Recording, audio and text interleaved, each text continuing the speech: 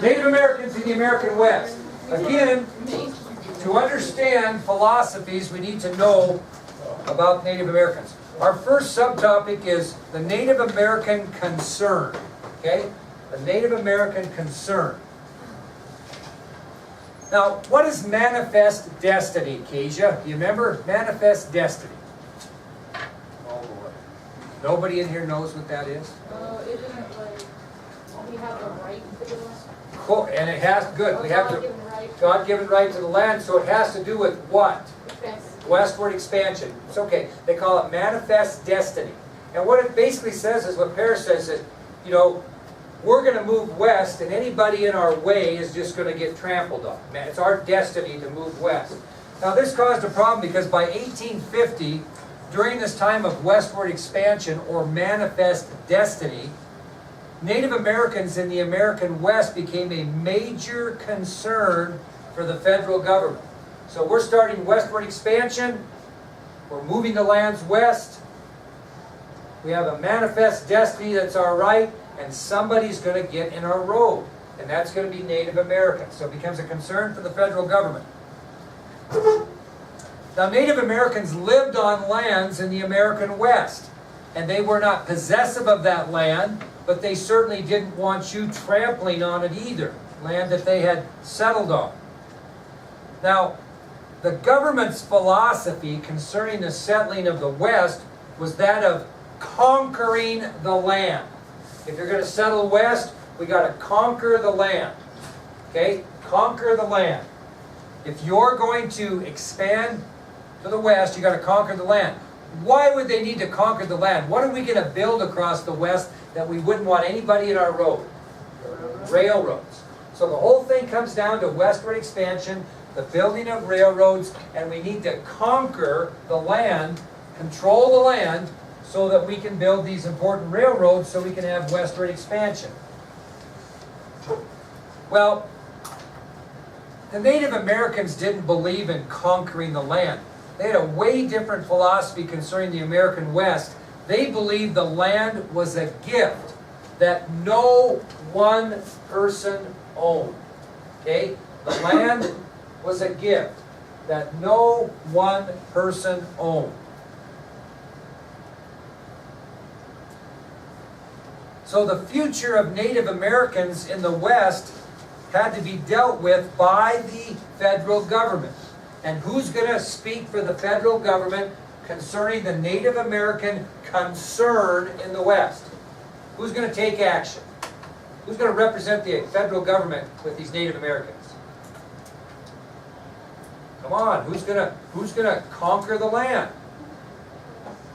What? Who's us? Who is what? No, come on. Who's going to conquer the land and make sure these Native Americans are not in our way? The federal military. The military. So the United States military is going to be the one determining the future of Native Americans in the West. And they have a two-part philosophy concerning Native Americans in the West. The military has a two-part philosophy. Number one, we'll either contain Native Americans, or number two, we will exterminate them. That was the military philosophy concerning Native Americans in the West. Containment or extermination. If we couldn't contain them, we'd exterminate them. Where do you contain Native Americans to, Dane? Reservations. Okay, this is where you first start hearing about reservations. So if we couldn't contain them to stay in a certain area out of our way, the government's next philosophy was exterminate. Okay? Exterminate. So we have a big concern among Native Americans. Well, before we get into these Plains Indian Wars and this battle between the military and the Plains Indians in the West, I think we better get an idea of what Plains Indians are like. Okay? And so that'll take us to our next subtopic, which is the Plains Indian way of life. What were these Plains Indians like? What was their way of life?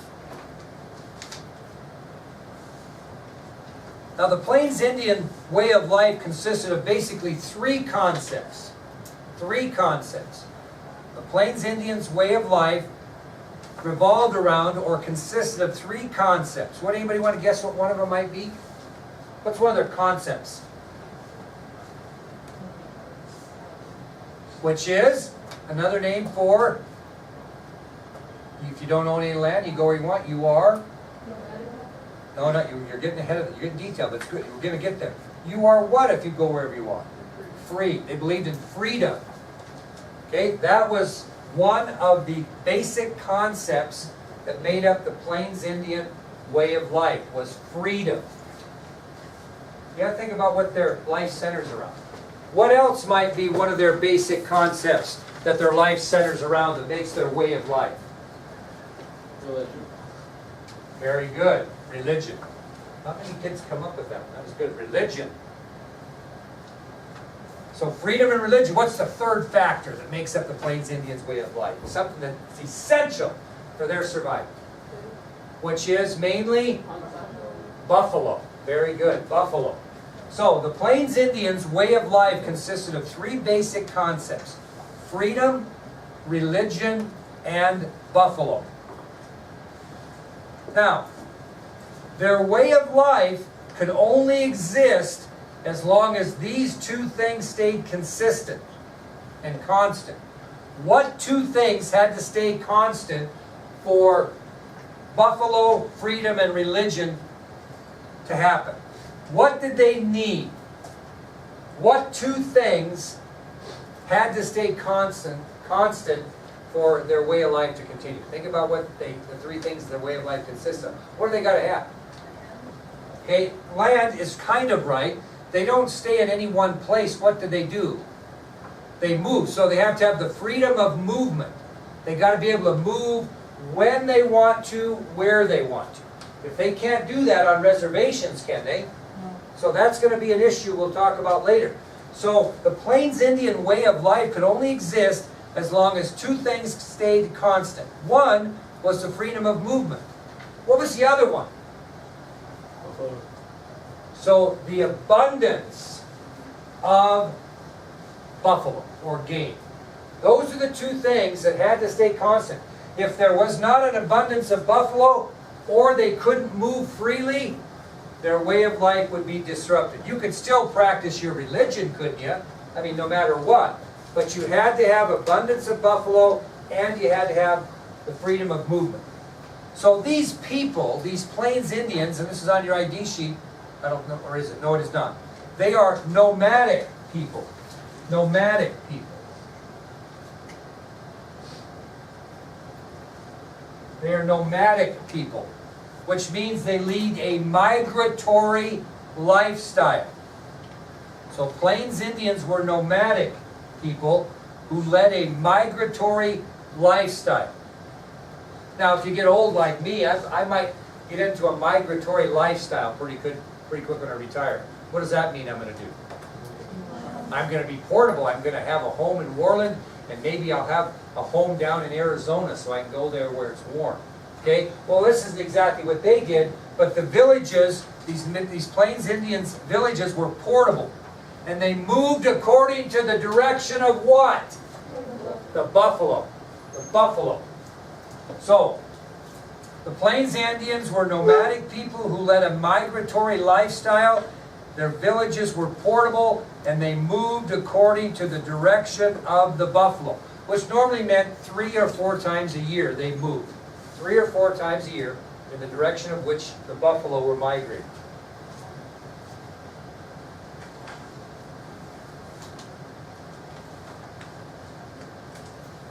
Now, basically, the buffalo was very important. It provided the Plains Indian with most of its food supply. Does that mean they didn't eat rabbit, or they didn't eat quail, or they didn't eat deer, or that type of thing? They did. But the biggest majority of their food supplement came from buffalo. And they really had very little waste. I won't say that Native Americans never, ever wasted a buffalo. But in most instances, they used the entire animal. They used the meat for food, the hides for clothing, blankets, rugs, etc. They used the bones for things like sewing awls and weapons. There was very little waste. When a Native American Plains Indian killed a buffalo, there would be very, very, very little waste. So I'll get ahead of myself and tell you, when they started the buffalo hunts for money for the hides, and they start shooting buffalo and just skinning them and leaving the body to rot, how do you think the Native Americans took that? Really poorly. Okay? And not only did it hurt their way of life, not only did it make them mad, it hurt their way of life because the abundance of game became less and less and less. Okay, and we'll talk about that later. Now that we know the Plains Indians' way of life, let's talk about the role of the Plains Indian male. Because ladies, whether you like it or not, the woman's place was in the teepee, so to speak, during this time.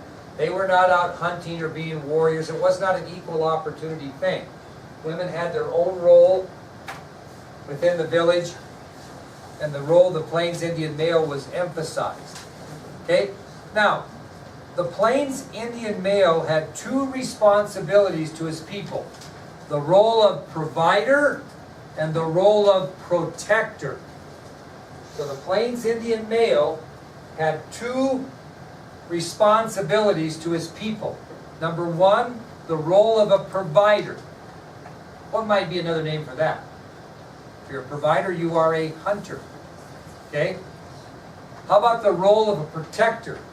What do you become then? A warland warrior. Very good.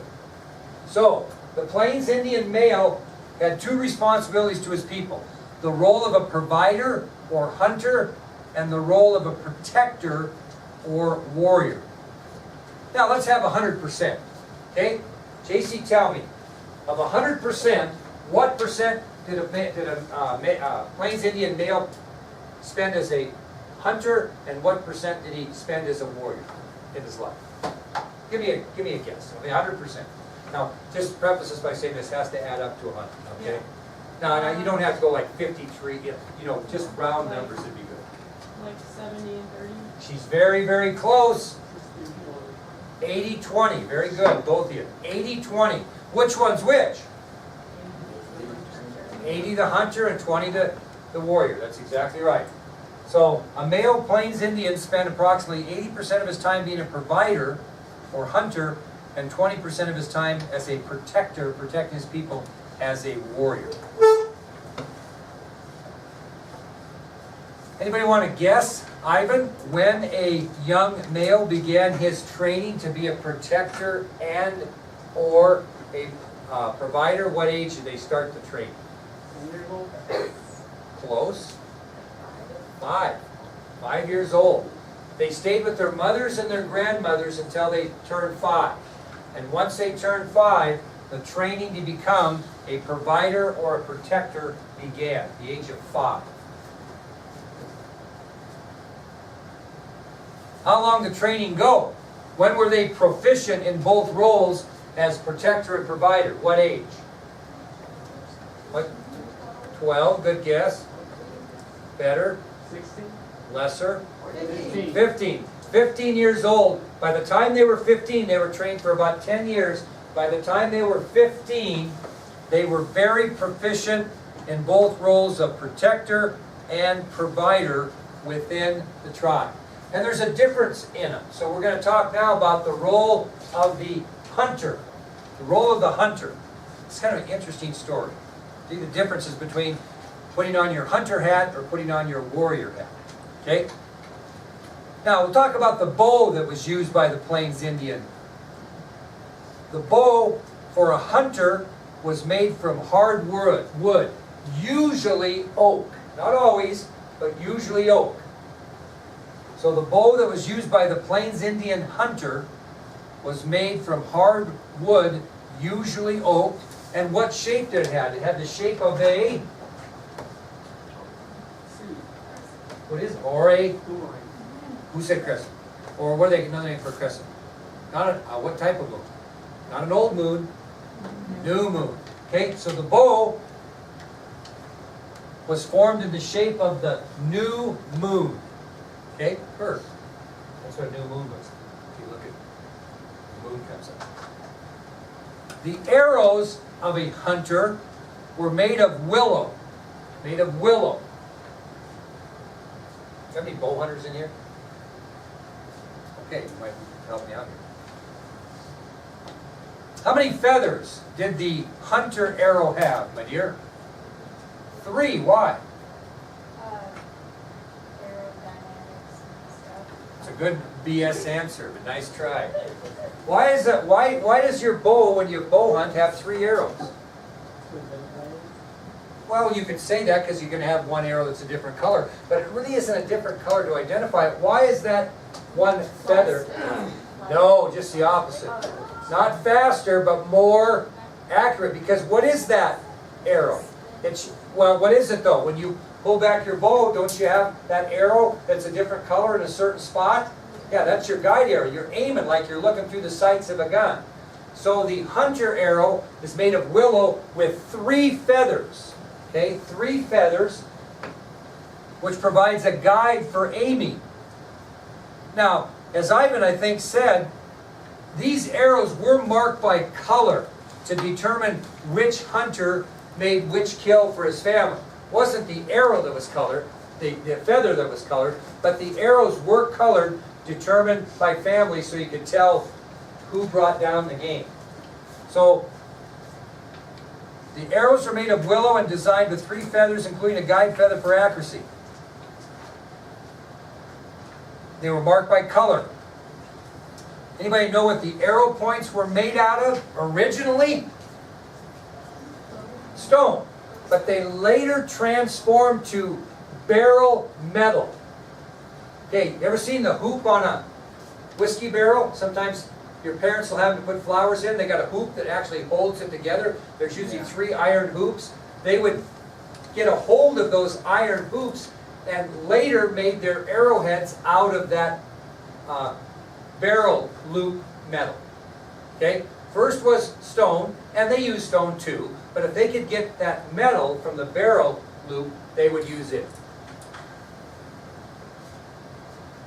Anybody know how long the arrow was? Elbow to the tip of the finger plus a hand. That's how they measured their arrows. Elbow to the tip of the finger plus a hand. So might Elisa's arrow be shorter than Cherith's? Sure could. But the point on that is, if you hunt with a bow, every bow's different. It's kind of matched to you. And that was kind of the concept there. The arrows were different sizes depending on the person who was shooting. So they were elbow to the tip of a finger plus a hand. Now I always get confused on this. The arrow tip was vertical. Which way is vertical? Okay? The arrow tip is vertical. Okay?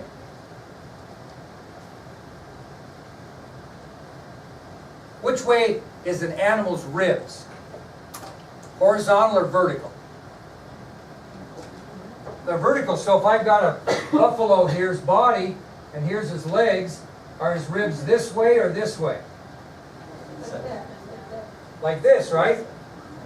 So is that vertical arrowhead, the way it's placed in the arrow, going to penetrate the ribs if it's vertical? That's why it's vertical, because it's going to penetrate between the ribs. If it was horizontal, what would it do? Hit the ribs. Okay? So the arrow tip on a hunting arrow was vertical as to penetrate the animal between the ribs. Maybe you'd be right. Well, let me tell you some different strategies that these hunters had during the hunt for buffalo that assisted their success. What do you think they did when they didn't have horses? How'd they hunt on foot? Okay. That you got that one. We're gonna hold that one. Well, we won't hold it. No. They did it both ways, but I'll save that one. Okay, so if you go bow hunting, Delaney, on foot, how are you going to get close enough to that deer to shoot it? Oh yeah. You just going to show up in that black dress with those high heels and those hot glasses and your hair fixed up, or what are you going to Sit up do? in a tree and wait for them to come to me. Okay, you got the red nail. Yeah, you got the camouflage on. They were the first. Yeah, can you see her up there in that bow stand with that, going crazy?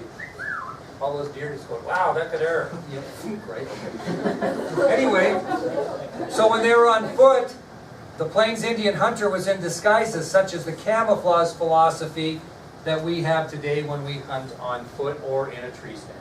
Okay? What they do in the winter months to really make it easy for them to kill buffalo. Drove them into big snowdrifts so they get bogged down. Did he tell you that already? No, we had military history.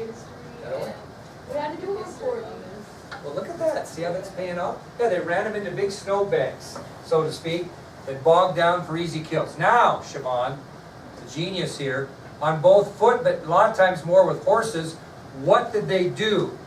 Now, you're talking about running them off cliffs, but then they did that. Well, there's really four things. She's got one going here. What they did is they would run them off buffalo jumps. They would run them both on foot and horse, where they had a large group, and they would run them actually off a cliff. They'd fall off a high cliff, easy kill. Okay, that was another one. The other thing they did is they really would run them when they had horses. If they didn't have a cliff to run them off of, they just ran them and ran them and ran them.